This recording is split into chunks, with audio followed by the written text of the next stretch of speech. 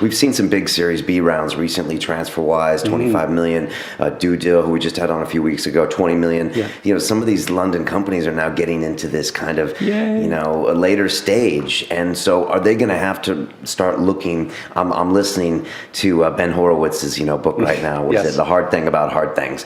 And he's talking about, you know, reevaluating your company 12 months later and saying, is your buddy who did marketing to begin with the guy that should be running a global organization? Yeah. So what are we going to see happen in London? Are they going to ship the Yanks in? Are they going to go out into established industries and get people from there? Or are they going to grow organically?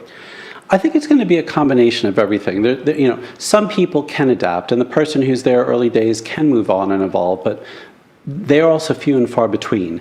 And a lot of those people don't necessarily like it when it moves from startup to scale up and becomes a bigger company. They kind of say, look, this is not for me anymore. Yeah. And I think that's a good thing. I mean, one of the stints in my career is I was the CEO of a later stage mobile messaging business. And I came in, 3.5, 4 years into it, right after a Series C round.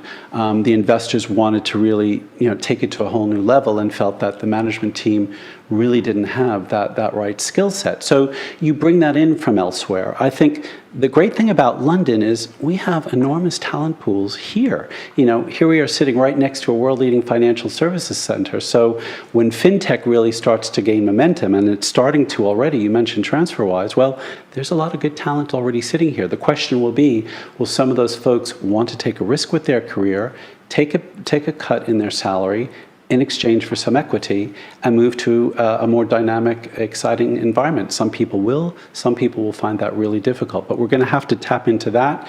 We're going to have to import talent from around the world. You know, we want these businesses to have the best talent possible, and let's grow it here at home, absolutely, and there's some amazing people here, but let's make sure that we're bringing in great talent from overseas as well. And it's that mixture of everybody coming together that's then going to create the next new business, the next new proposition, the next disruptive model. Debbie, what you're calling that? I mean, you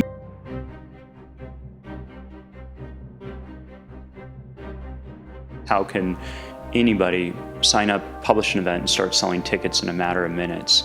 We love the notion of people gathering. We really thought about low friction. We want to be that cable TV of live experiences. We basically broke all the startup rules. It's fairly insane to go into a business venture with your fiance. My advice, you know, to any 20-year-old or fledgling entrepreneur is to not listen to their parents. Do something really incredible.